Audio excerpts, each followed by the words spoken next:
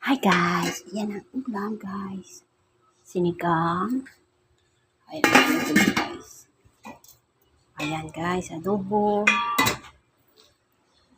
Kumuha ako ng sinigang. Ito lang ulam ko.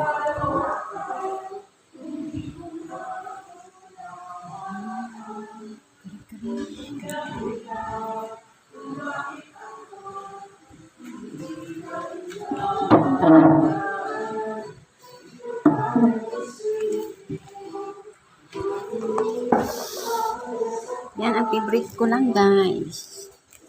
At saka yan guys. Nakakasawa guys. Nakakasawa.